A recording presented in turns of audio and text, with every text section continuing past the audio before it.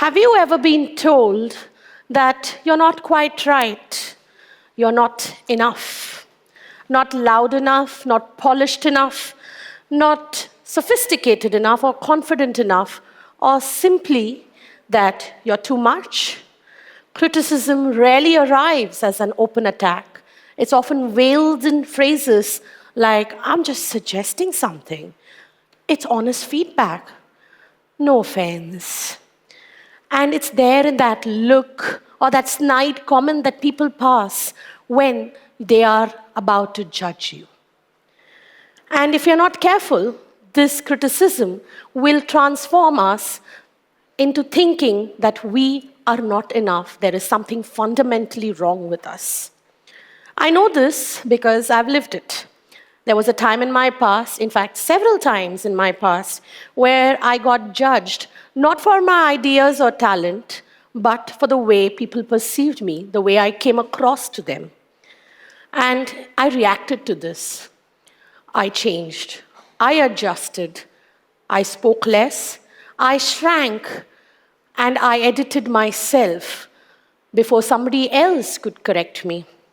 I wasn't wrong, but I was afraid that I will be considered wrong by somebody else. That was my quiet potato sack moment. No drama, no confrontation, just me constantly making the choice to behave in a way that society accepts and not being true to my own self. And I know that I'm not alone. Sitting in this room, there have been several of us who have been labeled as not academic, dull, not sporty enough, or does not have leadership potential. In this uncomfortable space that I am in, I wanted to reconcile who I am with what the world wants me to be. And I came across an inspiring story. In the 1950s, there was a lovely heroine, an actress, if you will, who was considered to have a certain appeal, a certain oomph, if you will. Her superfluous beauty was lauded by one and all, and that was all that people thought of her. Style, but no substance. She wasn't the ideal classic beauty. She wasn't elegant. She was raw. And people thought that even if she wears just a potato sack, she would look that kind of beauty.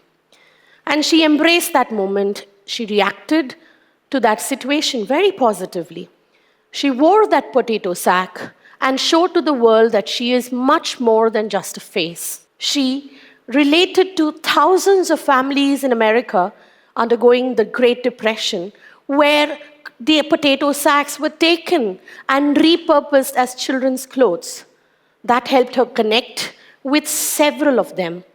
And we understood that her confidence and her true, wonderful, kind nature is far more important than just her beauty. This isn't just a story, just not a one-off story, but history is rife full of them. We've had Ed Sheeran, who was mocked and told that he doesn't have the voice or the personality to become a successful pop star. We had Chris Pratt, who was told that he is going to forever be that fat, overweight comedian. And closer home, we had Virat Kohli, who was told that his fitness and his discipline were lacking in his early years.